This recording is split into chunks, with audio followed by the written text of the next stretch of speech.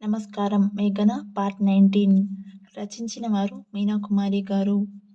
చందనకు మెలకువ వచ్చింది. చుట్టూ చూసింది. చాలా నీరసంగా అనిపించింది. ఎవరూ లేరు. ఎవరి గదుల్లో వారు ఉన్నట్టున్నారు. వెంటనే మాధవన్కి ఫోన్ చేసింది. హాయ్, ఎక్కడికెళ్ళావ్ చందనా? ఎలా ఉన్నావ్? అంటూ కాస్త వెటకారంగా నవ్వాడు మాధవన్. రాస్కెల్, ఏం చేశావ్? అంటూ అరుస్తున్న చందన మాటలకు నెల రోజుల తర్వాత అర్థమైందా? అంటూ వెకిలిగా నవ్వాడు మాధవన్. అర్థమైపోయింది. ఈ మాధవన్ నా జీవితం నాశనం చేశాడు. ఎందుకిలా చేశావ్? అంటూ గట్టిగా అడిగింది చందన. లేకుంటే నిన్ను పెద్ద స్టార్ హీరోయిన్గా చేసి నీకు అంత ఉన్నత పదవిని కల్పిస్తే నాతో ఎంజాయ్ చేయడం ఇష్టం లేదు అని చెప్తావా? అంటూ పకపకా నవ్వాడు మాధవన్. అందుకేగా పగబట్టి 5 ఏళ్లు సినిమాలు లేకుండా చిన్నా చితక వేషాలు వేసుకునే స్థితికి కల్పించారు అంటూ పెద్దగా అరిచింది చందన. అసలు నన్నెందుకు ఫంక్షన్కి పిలిచారు? సిగ్గులేదా? పిరికివాడిలాగా నాకు ఏమీ తెలియని స్థితిలో నన్ను లోబర్చుకోవడం? 18 ఏళ్ల వయసులో అడిగితే కాదు అన్నావు. ఎంతమందినో చూశాను, కానీ నీ అంత అందగత్తెను నేను ఎక్కడా చూడలేదు. అందుకే 7 ఏళ్లు జరిగిపోయినా కూడా నీ మీద కోరికను చంపుకోలేకపోయాను. నీ సినిమా జీవితానికి అలా అడ్డం వేస్తే లొంగుతావ్ అనుకున్నాను. మహా మొండిదానివి. అయినా నువ్వంటే నాకు పిచ్చి అన్నాడు మాధవన్. నా మీద ప్రేమ పిచ్చి ఉన్నవాడివి పెళ్ళి వేరే వారిని ఎట్లా చేసుకున్నావ్? అందుకే నేను నిన్ను ఇష్టపడలేదు అంది చందన కోపంగా. ప్రతి వాడి పక్కన పొర్లుతూ నటించే నీకు ఎందుకే అంత బిల్డప్? అంటూ నవ్వాడు మాధవన్. పిచ్చి పిచ్చిగా మాట్లాడకు, నీ ప్రాణం తీస్తాను. నాకు తెలియకుండా నా జీవితాన్ని మోసం చేస్తావా? అంటూ అరిచింది చందన. ఎవడో అభిమానిగాడు ఆ విక్రమ్ గాడితో తిరుగుతున్నావు కదా, నాకు దక్కనిది వాడికి ఎందుకు దక్కాలి? నువ్వు సుఖంగా ఉండడం నాకు ఇష్టం లేదు. నా కోరిక తీర్చని నిన్ను నాశనం చేయాలి అనుకున్నాను. అందుకే సినీ ప్రపంచంలో పాతాళానికి తొక్కించేశాను. కానీ నీ అందంపై నాకు వ్యామోహం పోలేదు. అందుకే ఫంక్షన్కి అని పిలిచాను. నువ్వు తాగే కూల్ డ్రింక్లో 24 అవర్స్ ఒళ్ళు తెలియని డ్రగ్స్ కలిపాను. ఇప్పటికైనా మించింది ఏమీ లేదు. పెళ్ళి అనకుండా నాకు సెకండ్ సెటప్గా ఉండిపో. చక్కగా చూసుకుంటాను నిన్ను అని అంటాడు మాధవన్. పిచ్చి కుక్కలా అరవకు అంటూ ఆవేశంతో రగిలిపోతుంది చందన. వాడు నీ అసలు తండ్రేనా? నువ్వు ఫంక్షన్కి వచ్చేలా నీకు నచ్చచెప్పమని వాడికి మందు విందు అన్నీ ఏర్పాటు చేశాను అంటూ వికటంగా నవ్వాడు మాధవన్. గుర్తుకు వచ్చింది చందనకు. నిజమే, ఆ రోజు నేను ఫంక్షన్కి వెళ్ళలేను అన్నాను. గోపాల్ నాన్న వెళ్ళమని బ్రతిమిలాడాడు. సరే అని వెళ్ళాను అని గుర్తు చేసుకుంది చందన.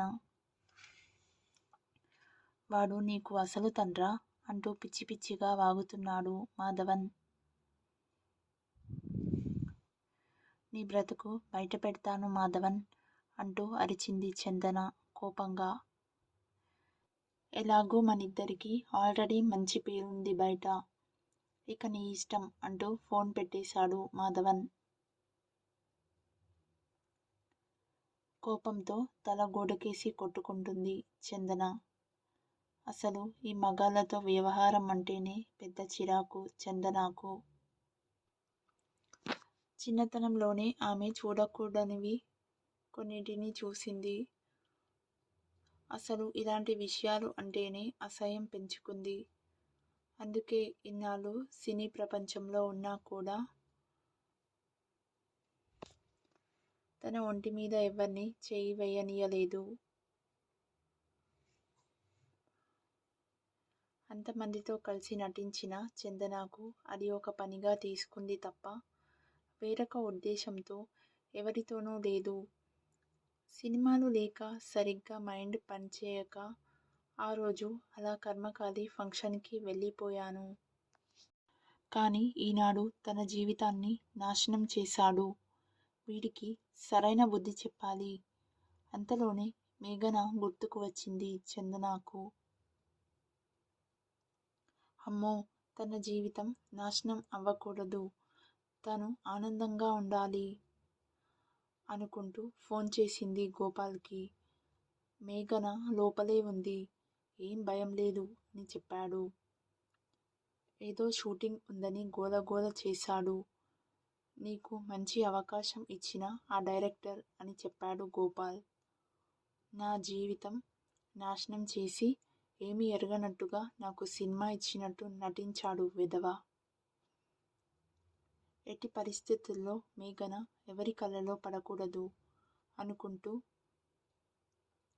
ఓర్చుకోలేక తల గోడకేసి కొట్టుకుంది. తన పొట్టపై పిచ్చి పిచ్చిగా తానే పిడికిలితో గుద్దుకుంది. చందన అంతే, ఏదీ ఓర్చుకోలేదు, భరించలేదు. బయటి నుండి చందన ప్రవర్తన గమనించిన సారిక వచ్చి అడ్డుపడింది. ఎందుకు ఇలా చేసుకుంటున్నావు? ఏమనాలో తెలియదు. తన కూతురులాగా ఉంది, కానీ కూతురు కాదు, కానీ తల్లి కాబోయే అమ్మాయి. చిత్రంగా ప్రవర్తిస్తుంది అంటూ వారించింది సారిక. అప్పటికే తలకి రక్తం వస్తుంది చందనకు. బ్లడ్ టెస్టుల్లో ఈ అమ్మాయి కూడా సారిక శివశంకర్ల కూతురు అని తేలిపోయింది. విశ్వానంద్ గౌతమ్కి ఫోన్ చేసి చెప్పాడు విషయాన్ని. శివశంకర్ ఇంట్లో జరుగుతున్న విషయాన్ని చెప్పాడు ఫోన్ చేసి గౌతమ్కి. విశ్వానంద్, గౌతమ్ ఇద్దరూ కలిసి హుటాహుటిన ఇంటికి వచ్చేశారు. చందన అంటూ పిలిచాడు గౌతమ్. ఆశ్చర్యంగా చూశారు శివశంకర్, సారిక. చందన గౌతమ్ వైపు చూసింది. అతను పిలవగానే, నువ్వు సినిమా యాక్టర్ చందనవి, అసలు ఏం జరిగిందో తెలుసా నీకు అంటూ జరిగిన విషయాన్ని చందనకు చెప్పాడు గౌతమ్. నేను నమ్మను, గోపాల్ నాన్న అటువంటి వాడు కాదు అంటూ వాదించింది చందన. తమిళనాడు పోలీసులు వెళ్ళి సరిత దగ్గర రికార్డ్ చేసిన ఆడియోని గౌతమ్ ఫోన్లోకి పంపించారు. సరిత జరిగిన విషయాలన్నీ పూసగుచ్చినట్లు చెప్పింది. అన్నీ వింటున్న చందన శిలలా మారిపోయి అలాగే చూస్తూ ఉండిపోయింది. టెస్టుల్లో కూడా మీ అమ్మా నాన్నలు వీళ్ళు అని తెలిసింది. తనకు కవల పిల్లలు పుట్టారు అన్న సంగతి సారికకు తెలియదు. శివశంకర్కి అసలు తెలియదు. అప్పుడు అక్కడే ఉన్నది గోపాల్. సరిత చెప్పిన మాటలు నీకు అర్థం అయ్యాయి కదా అన్నాడు గౌతమ్. సరిత అమ్మ మాటలు అంటే చాలా నమ్మకం చందనకు. మరొక విషయం చందన, ఇదిగో ఈ మాటలు కూడా విను అంటూ గతంలో మేఘన తప్పిపోయినప్పుడు గోపాల్కి టాబ్లెట్ వేసి మాట్లాడిన మాటలు రికార్డ్ని వినిపించాడు. అంతే, అలాగే సారిక వైపు చూస్తూ అమ్మా అంటూ ఏడ్చేసింది చందన. చందన అంటూ శివశంకర్ గారు, సారిక చెరొక వైపు పట్టుకున్నారు చందనను.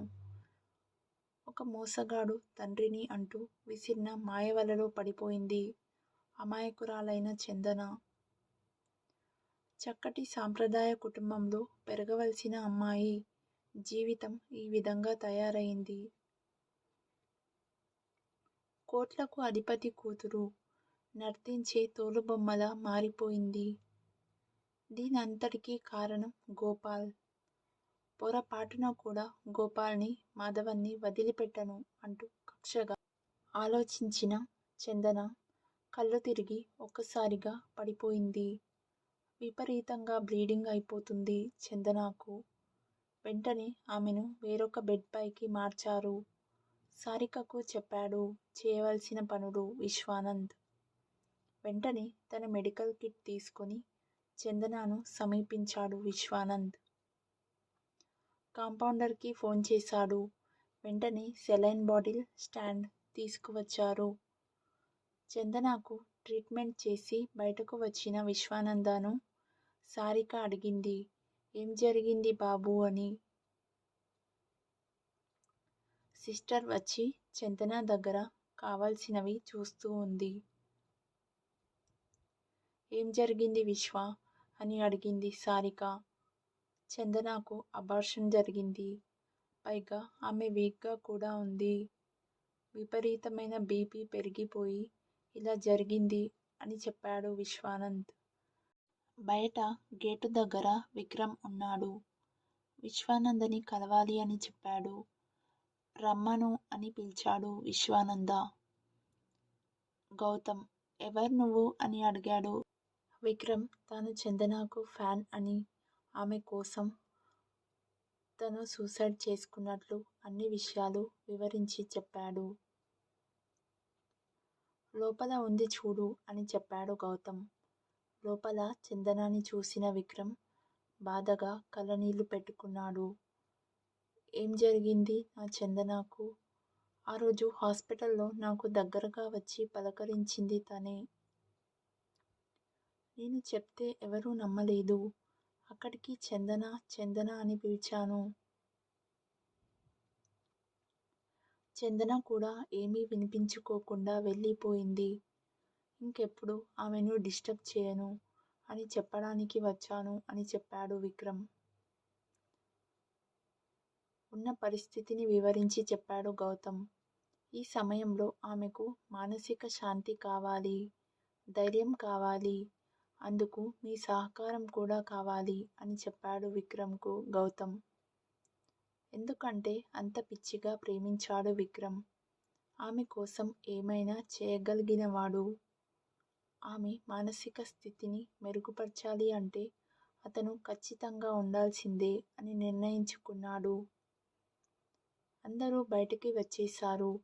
గౌతమ్, విశ్వానంద, శివశంకర్ గారు కారులో బయలుదేరారు చెన్నైకి.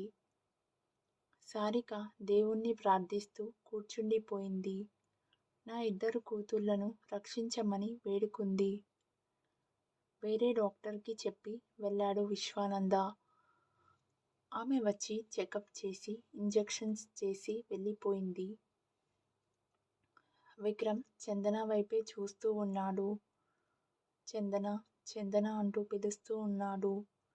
ఎక్కడో బావిలో నుంచి వినిపించినట్లుగా వినపడ్డాయి చందనకు ఆ మాటలు. కళ్ళు తెరిచింది. ఎదురుగా విక్రమ్. విక్రమ్ అంటూ ఎప్పుడూ లేనిది కొత్తగా ఏడ్చేసింది చందన. సిస్టర్ చెప్పింది పరిస్థితి ఆమెకు. అర్థమైంది తనకు ఏం జరిగిందో చందనకు. చందన అంటూ ఆమె నుదురును సవరిస్తూ ఉన్నాడు విక్రమ్. నేను మంచిదాన్ని కాదు విక్రమ్ అంటూ ఏడ్చేసింది చందన. అవన్నీ వదిలేసేయ్. నేను నిన్నే ప్రేమించాను అంటే నీలోని లోపాలు అన్నిటినీ ప్రేమించాను అంటూ చెప్పాడు విక్రమ్. తర్వాత విక్రమ్ చందన కోసం సూసైడ్ చేసుకున్నాడని జరిగిన విషయం అంతా చెప్పింది సిస్టర్. ఆశ్చర్యంగా చూస్తూ ఉంది చందన విక్రమ్ వైపు. మిగిలిన కథ నెక్స్ట్ పార్ట్లో చూద్దాం. If you like this video, please like, share and subscribe to my YouTube channel. Thank you.